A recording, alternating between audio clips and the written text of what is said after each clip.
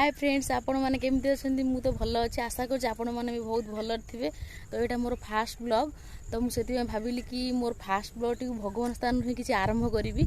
तो से आपण मानक गोटे भगवान स्थान को नहीं जाऊँगी से स्थान विषय किसी महात्मा से विषय किसी जाना चलतु।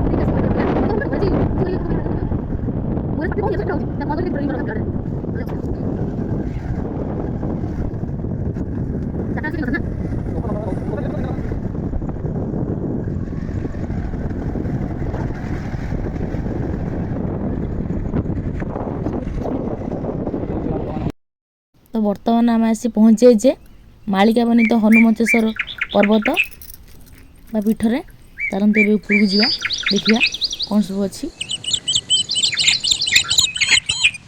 पर्वत उपर को चढ़ला बेलू आपण मैंने देखिए दुई पार्श्वे नंदीभुंगी बाबा बाहन बसी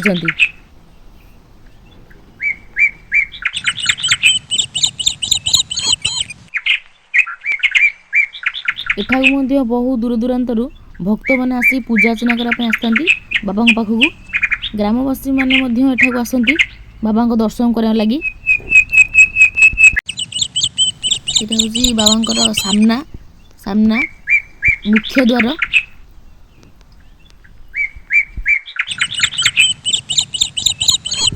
बर्तमान आम एबे मंदिर भीतर को प्रवेश कले देखिपारे ये मंदिर बेढ़ार बाहर सौंदर्य दृश्य देखिपारे।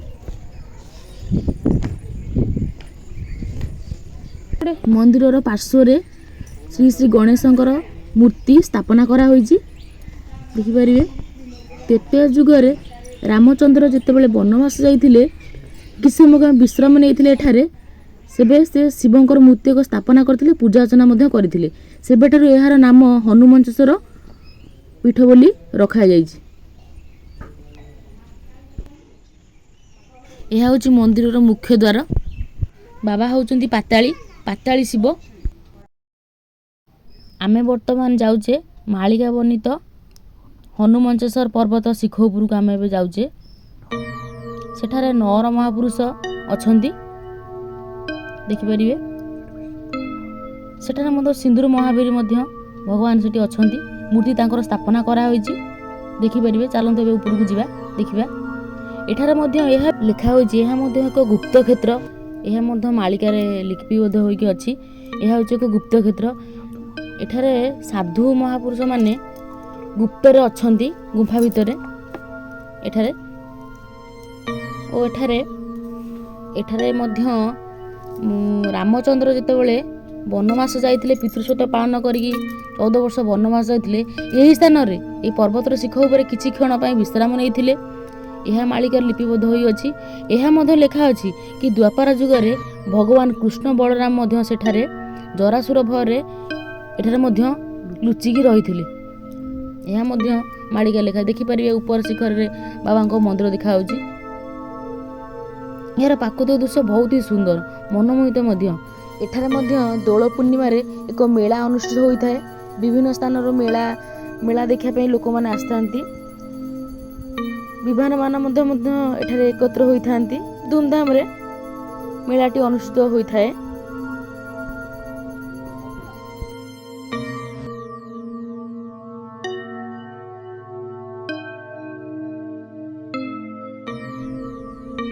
पर्वतटीर प्राकृतिक दृश्य बहुत चिरंतनीय मनोहर मध्य भावपुलक होइजिबा स्थानटी बहुत सुंदर। आमे वर्तमान आसी पहुँची जाइचे 9 महापुरुष पीठ पाखरे देखिपारे। यह हूँ 9 महापुरुषंकर पीठ एठारे से विराजमान करचंती ନର ମହାପୁରୁଷ ଦେଖିପାରୁଥିବେ।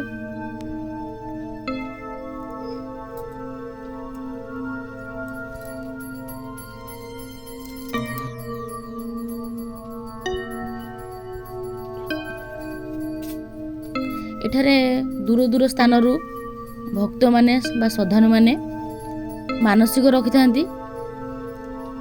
ମାନସିକ ପୂରଣ ହୋଇଗଲେ ଆପଣ ଜାଣିଲେ ବହୁତ ଆଶ୍ଚର୍ଯ୍ୟ ହେବେ। ଭକ୍ତମାନଙ୍କର ବା ଶ୍ରଦ୍ଧାଳୁମାନଙ୍କର ମାନସିକ ପୂରଣ ହୋଇଗଲେ ଏଠାରେ ସେ ଗଞ୍ଜେଇ ଭୋଗ ଲାଗି କରିଥାନ୍ତି, କାରଣ ଏ ବାବାଙ୍କର ପ୍ରିୟ ଭୋଗ ହେଉଛି ଗଞ୍ଜେଇ। ନର ମହାପୁରୁଷ ବହୁତ ଦୂର ଦୂର ସ୍ଥାନରୁ ଭକ୍ତମାନେ ଆସିଥାନ୍ତି, ନିଜର ମାନସିକ ମଧ୍ୟ ରଖିଥାନ୍ତି। ତାଙ୍କର ଆସ୍ଥା ମଧ୍ୟ ଥାଏ କି ତାଙ୍କର ମାନସିକ ପୂରଣ ହେବ ବୋଲି।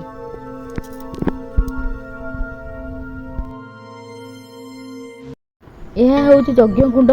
ପ୍ରତ୍ୟେକ ବର୍ଷ ମାଘ ସପ୍ତମୀ ଦିନ ଏଠାରେ ଯଜ୍ଞ ଅନୁଷ୍ଠିତ ହୋଇଥାଏ। ଦୂର ଦୂର ସ୍ଥାନରୁ ଭକ୍ତମାନେ ଆସିକି ଏଠାରେ ଯୋଗ ଦେଇଥାନ୍ତି, ଦାନ ଧର୍ମ ମଧ୍ୟ କରିଥାନ୍ତି। ସ୍ଥାନଟି ପର୍ବତଟି ପ୍ରସିଦ୍ଧ, ଯାହାଙ୍କ ପାଇଁ ପର୍ବତଟି ପବିତ୍ର ସେ ହେଉଛନ୍ତି ମହାବୀର, ସିନ୍ଦୁର ମହାବୀର ବାବା। ଦେଖିପାରୁଥିବେ ଏହି ସ୍ଥାନରେ ହିଁ ରାମ ତ୍ରେତୟା ଯୁଗରେ କିଛି କ୍ଷଣ ପାଇଁ ବିଶ୍ରାମ ନେଇଥିଲେ। ଏଠାରେ ଅଞ୍ଜନୀ ପୁତ୍ର ହନୁମାନ ବାସ କରୁଛନ୍ତି ବା ସ୍ୱୟଂ ଏଠାରେ ଅଛନ୍ତି। ଦେଖିବେ ଆପଣମାନେ ବି ଏ ସ୍ଥାନରେ ବସନ୍ତୁ। ଯେହେତୁ ରାମ ବିଶ୍ରାମ ନେଇଥିଲେ ଆପଣମାନେ ବି ଆସନ୍ତୁ, ବହୁତ ସୁଖ ମଧ୍ୟ ଅନୁଭବ କରିବେ। ଶାନ୍ତିପୂର୍ଣ୍ଣ ସ୍ଥାନଟି, ବହୁତ ହି ଆନନ୍ଦ ଲାଗିବ। ଆପଣମାନେ ଏ ସ୍ଥାନକୁ ଆସନ୍ତୁ, ଦେଖିବେ ବାବା ଅଛନ୍ତି। ସିନ୍ଦୁର ମହାବୀର ପୀଠ ଦେଖିପାରୁଥିବେ, ବାବାଙ୍କର ନାମ ଅଞ୍ଜନୀ ପୁତ୍ର ବୀର ହନୁମାନ ଏଠାରେ ଅଛନ୍ତି, ବାସ କରୁଛନ୍ତି, ସ୍ୱୟଂ ଏଠାରେ ଅଛନ୍ତି।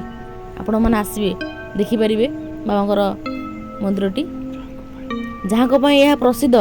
ମାଳିକାରେ ବର୍ଣ୍ଣିତ ଅଛି, ଲିପିବଦ୍ଧ ହୋଇ ମଧ୍ୟ ଅଛି। ଏ ହେଉଛି ସେହି ସ୍ଥାନ ଯାହା ପାଇଁ ଏହା ପ୍ରସିଦ୍ଧ। ସିନ୍ଦୁର ମହାବୀର ବହୁତ ହି ସୁନ୍ଦର ଜାଗା, ଦେଖିପାରୁଥିବେ। ଆପଣ ଆସନ୍ତୁ, ବୁଲିକି ମଧ୍ୟ ଯାଆନ୍ତୁ। ଏହା ହେଉଛି ପିକନିକ୍ ସ୍ପଟ୍। ବହୁତ ସ୍ଥାନରୁ ଶ୍ରଦ୍ଧାଳୁମାନେ ଆସିଥାନ୍ତି, ପର୍ଯ୍ୟଟକମାନେ ମଧ୍ୟ ଆସିଥାନ୍ତି। ଏହି ଜାଗାରେ ହିଁ ତାଙ୍କର ଇନ୍ଧନ ଖାଦ୍ୟ ତିଆରି କରିଥାନ୍ତି, ଦେଖିପାରୁଥିବେ। ଏହା ଯେହେତୁ ଠାକୁରଙ୍କର ପବିତ୍ର ସ୍ଥାନ, ଏଠାରେ ଆମିଷ ନିଷେଧ। ଯାହା ବି କିଛି ଇନ୍ଧନ ହୁଏ ସବୁ ବିନା ପିଆଜ ରସୁଣରେ ହୋଇଥାଏ, ସାଧା ଉପରେ। ସେଥିପାଇଁ ଏଠାରେ ଦେଖିପାରୁଥିବେ, ଏଠାରେ ଗୋଟେ ବୋର୍ଡ଼ ଲଗା ହୋଇଛି, ଦେଖିପାରୁଥିବେ।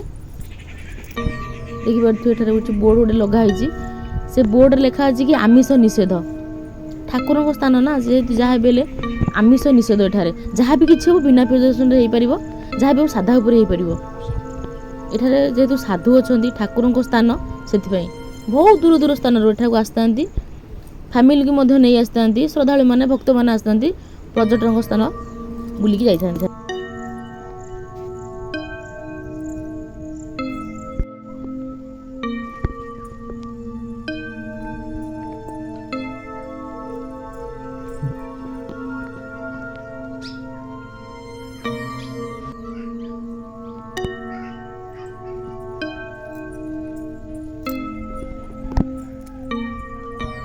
ଆମେ ବର୍ତ୍ତମାନ ପର୍ବତଟିକୁ ଭଲ ଭାବେ ପରିକ୍ରମା କରିକି ବାହାରୁଛୁ।